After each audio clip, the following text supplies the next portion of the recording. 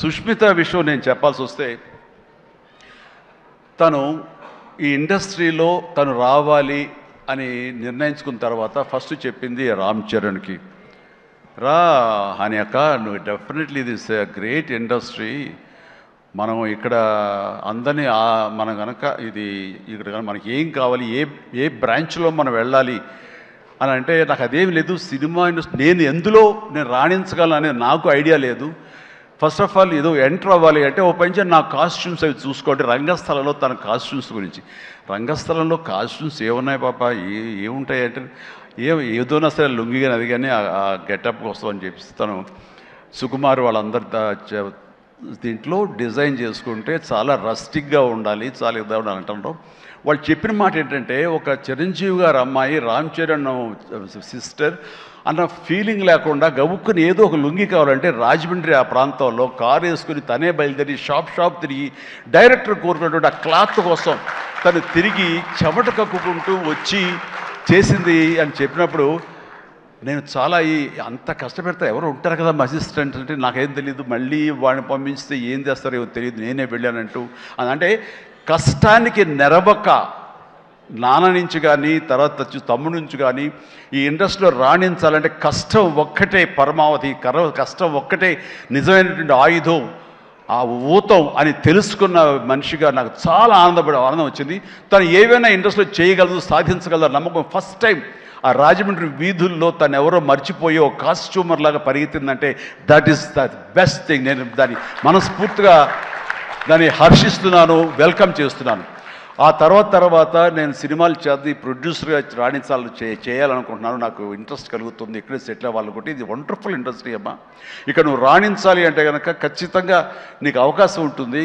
ఇది ఒక దీనిలాగా ఎంతమంది వచ్చినా సరే అంతమందికి ప్లేస్ ఉంటుంది. అది ఎవరు రాణిస్తారు ఎవరు రాణించరు అనేది మన వ్యక్తిగత కష్టాన్ని బట్టి మన యొక్క గోల్స్ని బట్టి ఉంటాయి. ఇక్కడ ఇంకొక విషయం, ఇండస్ట్రీ ఈ పరిశ్రమ సినీ పరిశ్రమ అనేది అద్దం లాంటిది. మనం ఎలాగా ఉంటామో మన స్వభావం కానీ మన ఆహార్యం కానీ మన థాట్స్ కానీ మన స్వభావ భావాలు కానీ ఇవన్నీ మన వ్యక్తిత్వం కానీ ఎలా ఉంటుందో అలాగే మనకి రిజల్ట్ కనబడుతుంటుంది. ఆ అద్దం కూడా మనం అలాగే చూస్తుంది, ఇండస్ట్రీ కూడా అలాగే మనకి రిజల్ట్ ఇస్తుంటుంది. నీ వ్యక్తిత్వం బాగుండాలి, నీ అప్రోచ్ బాగుండాలి, నీ కష్టం బాగుండాలి, అంతకంత రిజల్ట్ ఇస్తానే ఉంటుంది ఇండస్ట్రీలో. దీన్ని కేర్లెస్గా ఉన్నా సరే, ఒక యాటిట్యూడ్ ఉన్నా సరే, చూద్దామని అపనమ్మకంతో ఉన్నా సరే అది కూడా నీ పట్ల అపనమ్మకంగానే ఉంటుంది, ఏది అంతంత మాత్రంగా చూస్తుంది. నేను అనుభవపూర్వకంగా చెప్తాను. అన్నప్పుడు నేను ఫస్ట్ సినిమా చేయాలనుకుంటే మా ఇంట్లో ఉన్న హీరోస్ తోటి ఏ హీరో తను కాదంటారు, ప్రతి ఒక్కరిని ప్రతిరోజు కలుస్తుంది, ఒక కత్తి తెచ్చుకుంటే ఏ హీరో తనకు కాదంటారు.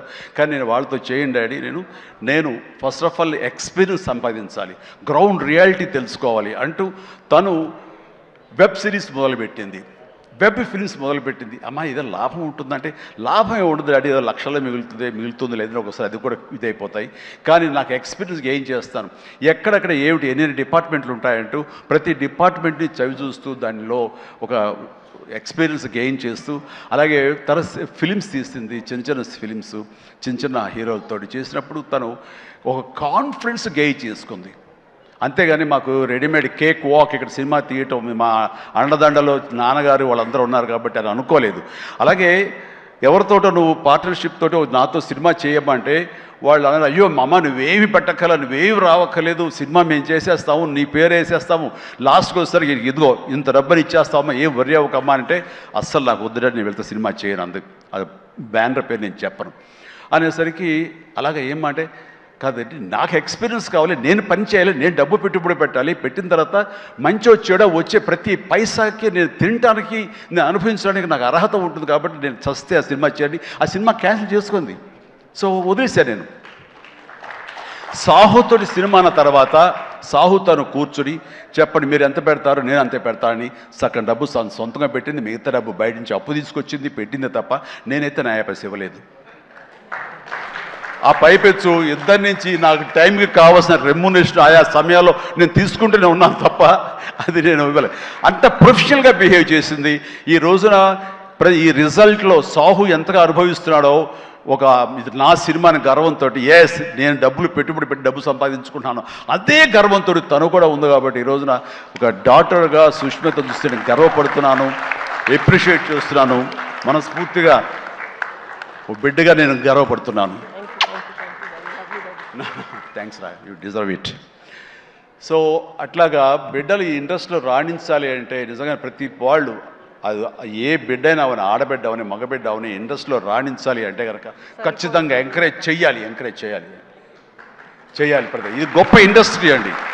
ఇక్కడ ఎవరైనా రాణించలేదు, ఇక్కడ ఏదైనా నెగిటివ్ పీపుల్ ఉన్నారు, ఇక్కడ మాకు ఇలాంటి బిట్టర్ ఎక్స్పీరియన్స్ జరిగి అంటే కనుక అది నీ తప్పిదం అవుతుందని నేను అనుకున్న ప్రకారంగా నేను నమ్ముతున్నాను. నువ్వు స్ట్రిక్ట్గా ఉండి సీరియస్గా ఉంటే కనుక ఏ ఒక్కటి అడ్వాంటేజ్ తీసుకోవడానికి ప్రయత్నించారు, ఎలాంటి ఏదంటే క్యాస్ట్ కావచ్చు అలాంటివి ఏమి ఉండవండి. నీ బిహేవియర్ బట్టి ఉంటుంది.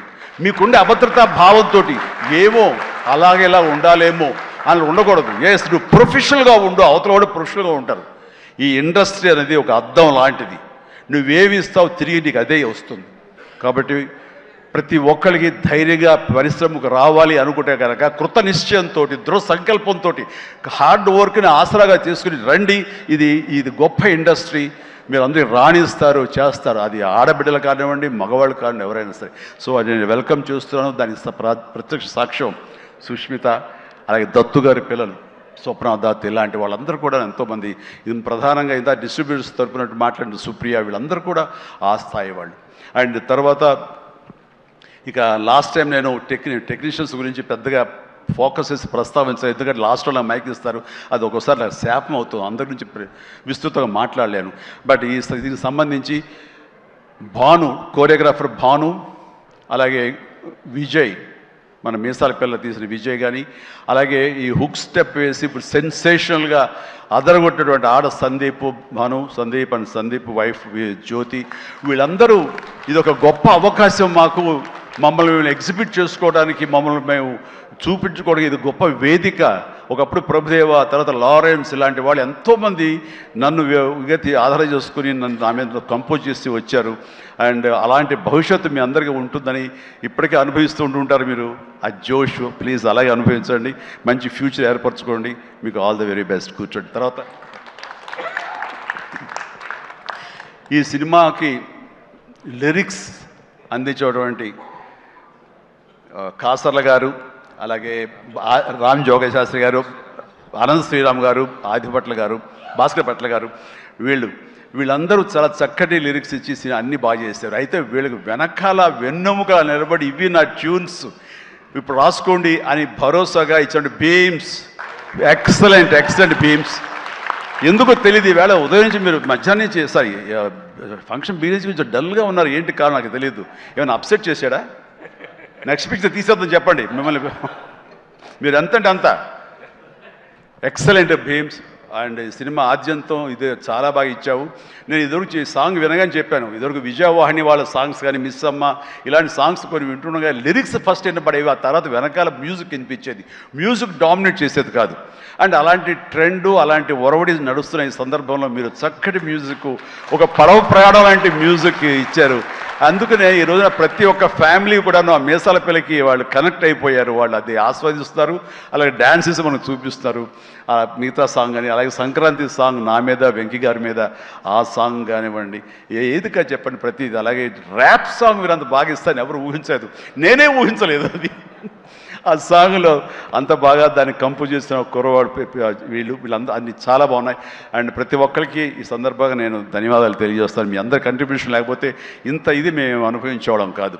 అండ్ ఇక ఈ సినిమా 85 డేస్లో ఫినిష్ అయింది అంటే నేను అనుకున్నా, అబ్బా వాట్ ఏ గ్రేట్ క్రెడిట్, అందరు ఇట్లా ఉండాలి అనుకున్నాను. కానీ దాని వెనకాల ప్రధానమైన పాత్ర వహించింది సమీర్ రెడ్డి, డిఓపి. నేను షార్ట్ మధ్య కొంచెం టీయో కాఫీయో ఏదో స్నాక్సో ఏదో తింటూ అలవాటు. షార్ట్ చేశాను, వెరీ గుడ్ అంటే ఇలా కూర్చోబోతుండగా షార్ట్ రెడీ అన్నారు. లెక్కకుండా నేను కూర్చోకుండా లేచిపోయాను. అంత ఇది ఎగ్జాజరేషన్ కాదు, చేతిలో టీ కప్పు పక్కన పెట్టి వెళ్ళిపోయిన సందర్భాలు ఎన్నో ఉన్నాయి. అండ్ అంత ఫాస్ట్గా చేసే కెమెరామెన్ నేనైతే ఇంతవరకు చూడలేదు. అలాంటి కెమెరామెన్ ఫాస్ట్గా తీయటమే కాదు, అందంగా చూపించడం కానివ్వండి, లొకేషన్స్ బ్యూటిఫుల్గా చక్కగా చెక్కి వాటిని తెర మీద ఎక్కించడం కానీ ఈ రోజున ఈ సినిమా ఇంత బడ్జెట్ లోపల ఇంత పర్ఫెక్ట్గా అయిందంటే ప్రధానమైన కారణం సమీర్ రెడ్డి. చాలామంది ఇది కంప్లైంట్ కాదు కానీ చాలామంది అవుట్డోర్ యూనిట్ బిల్లు పెంచేస్తున్నారు. పెంచడానికి గల కారణాలు ఏమిటో వాళ్ళకే తెలుసు, వాళ్ళకే వదిలేస్తున్నాను. నాకైతే తెలియదు ఆ విషయంలో. కానీ ఇతను యూనిట్ బిల్లు 2 లైట్లు అటు ఇటు ఉండేది, ఇంకో లైట్ ఇలా ఉండేది, అంతే 4-5 లైట్లు కనిపించేది. కానీ మరి తెర మీద చూస్తే బ్రహ్మాండంగా ఉంది, అత్యద్భుతంగా ఉంది. అంటే అతను చూసి అందరూ నేర్చుకొని అన్నాం, ఎవరి క్రాఫ్ట్ ఎవరి చెక్కుడు వాళ్ళది. కానీ ఇతను మాత్రం నాకు బాగా నచ్చాడు. అండ్ ఇతని మన అనిల్ కూడా వాళ్ళిద్దరికి మంచి సింక్రనైజేషన్ అయ్యింది. అండ్ ఈ సినిమా నేను చెప్పాను మొన్న సభలో, ప్రీ రిలీజ్ సభలో, ఇది ఫస్ట్ ఈ సినిమా సూపర్ హిట్ అయిపోయింది రిలీజ్కి ముందే.